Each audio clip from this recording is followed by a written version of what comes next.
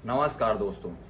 Israel देश के ऊपर 7 अक्टूबर को सुबह सुबह लोग जब अपनी नींद से उठते हैं और देखते हैं कि 20 मिनट के अंदर वहां पर 5000 रॉकेट दाग दिए गए हैं। ये रॉकेट हमास संगठन के द्वारा दागे गए हैं। हमास संगठन जिसको कि कुछ देश आतंकवादी संगठन मानते हैं और कुछ देश इसको आतंकवादी संगठन नहीं मानते हैं।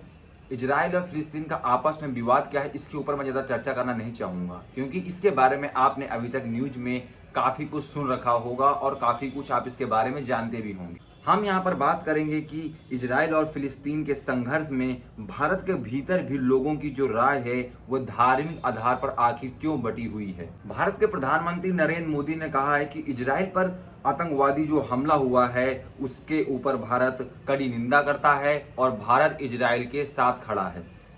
इसके बाद मोदी जी ने जब इजराइल का समर्थन क्या कर दिया, इसके बाद बीजेपी पार्टी के नेता और जो भारत का युवा वर्ग है वो मोदी जी के द्वारा इजराइल को दिया हुआ समर्थन उसको एक राष्ट्रीय नारा समझ बैठे हैं। आई एम विद इजराइल, मैं इजराइल के साथ हूँ, हम इजराइल का समर्थन करते हैं, हम इजराइल का सपोर्ट करते हैं। ऐसे पोस्टर बना बना करके अपने सोशल मीडिया हैंडल्स में लोग पोस्ट करने लगे हैं। इसी बीच भारत में हिंदू मुस्लिम के आधार पर यहाँ पर लोगों के विचार आपस में बढ़ चुके हैं।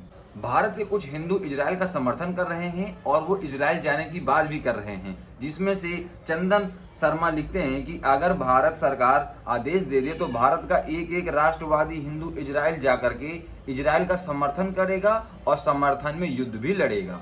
वहीं मुस्लिम समुदाय के कुछ लोग फिलिस्तीन का सपोर्ट कर रहे हैं और जो फिलिस्तीन के बेकसूर लोग हैं उनकी फोटो अपलोड करके पूछ रहे हैं कि क्या इनको जो मारा गया है ये आतंकवादी हैं। इस तरह से भारत में लोग आपस में लड़ झगड़ रहे हैं, बटे हुए हैं, उनके आपस में विचार बटे हुए। इजराइल जो कि एक हिंदू राष्ट्र नहीं है बल्कि एक यहूदी राष्ट्र है, लेकिन फिर भी भारत के हिंदू वर्ग उनको सपोर्ट कर रहे हैं। तो क्या भारत के लोगों के द्वारा ये जो अपार समर्थन दिया जा रहा है इजराइल और फिलिस्तीन को, तो वहां पर गाजा में और जो इजराइल में जो लोग वहां पे संकटग्रस्त हो रहे हैं, उनके पास में खाने पीने की चीजें नहीं है, पानी की किल्लत है, पानी के लिए वहां लोग तरस रहे हैं, बिजली नहीं मिल पा रही है, तो क्या भारत के इस अपार समर्थन से उनको यहाँ पर बहुत कुछ लाभ मिल रहा है। भारतीय मीडिया जो मणिपुर जाने में सक्षम नहीं है वो इजराइल में गाजा पट्टी में जाकर के रिपोर्टिंग कर रही है, और जो भारत की जनता है वो घर में बैठ करके बहुत ही सजग होकर के इस न्यूज को बहुत ही ध्यान से देख रही है। ये वही लोग हैं जो मणिपुर के हालात और स्थिति को जानते हुए भी अनजान बन रहे हैं और इजराइल और फिलिस्तीन के विवाद को ना जानते हुए भी जानकार बन के घर में बैठे देख रहे हैं। इन्हें मणिपुर का दर्द समझ में नहीं आता है।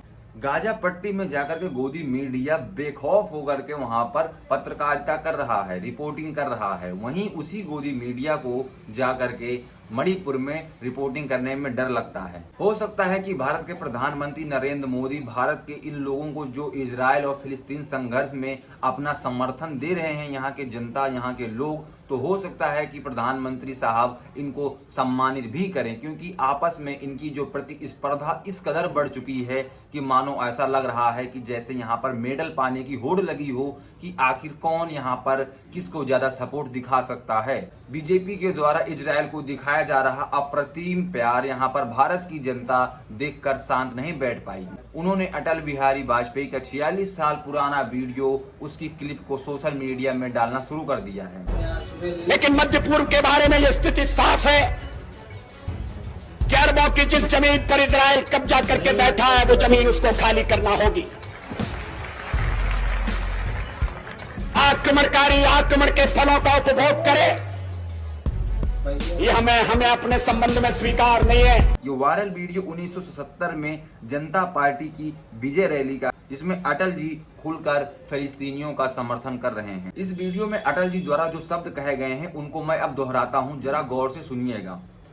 ये कहा जा रहा है कि जनता पार्टी की सरकार बन गई है, वह अब अरबों का साथ नहीं देगी, इजराइल का साथ देगी। आदरणीय मोरारजी भाई स्थिति को स्पष्ट कर चुके हैं। गलत फहमी को दूर करने के लिए मैं कहना चाहता हूं कि हम हर एक प्रश्न को गुड़ और अवगुण के आधार पर देखेंगे, लेकिन मध्य पूर्व के बारे में यह स्थिति साफ है कि अरबों की जिस जमीन पर इजराइल कब्जा करके बैठा है वह जमीन उसको खाली करनी होगी। यह भाषण अटल बिहारी वाजपेयी जी ने 1970 दल की रैली में दिया था। तो इस प्रकार भारत के लोगों के द्वारा ये पुराने भाषणों का भी इस्तेमाल किया जा रहा है, राजनीति में इन भाषणों को वायरल किया जा रहा है। देखिए, इजराइल और फिलिस्तीन का जो मामला है वो पूर्ण रूप से एक धार्मिक मामला है, लेकिन भारत के लोगों के द्वारा इस तरह का रवैया अपनाना और इस तरह समर्थन करना, जो भारत के मुस्लिम समुदाय के लोग हैं वो फिलिस्तीन का समर्थन इस प्रकार कर रहा है, इजराइल का बाइकआउट कर रहा है इजराइल, और जो हिंदू धर्म के लोग हैं वो इजराइल को ऐसे समर्थन दे रहे हैं। फिलिस्तीन के जब लोगों को मारा जा रहा है तो उनके वीडियोस को देखकर यहाँ पे खुशी जाहिर की जा रही है। तो इस प्रकार से जो भारत के लोग कर रहे हैं, क्या ये जो रवैया है भारत के लोगों का, ये भारत के लिए ठीक है या नहीं ठीक है। लेकिन यहाँ पर मैं एक बात और करना चाहूंगा कि प्रधानमंत्री नरेंद्र मोदी जी ने जिस दिन ये समर्थन इजराइल को दिया था और उन्होंने हमास का विरोध किया था कि हमास एक आतंकवादी संगठन है, तो क्या उस दिन प्रधानमंत्री मोदी जी को यह भी स्पष्ट कर देना चाहिए था कि फिलिस्तीन के प्रति उनकी सोच क्या है, फिलिस्तीन के प्रति वर्तमान भारत की सोच क्या है, ये इस बारे में क्या उनको पुष्टि नहीं करना चाहिए था? क्या प्रधानमंत्री मोदी जी ने कुछ जल्दीबाजी मचा दी इस समर्थन को देने के लिए?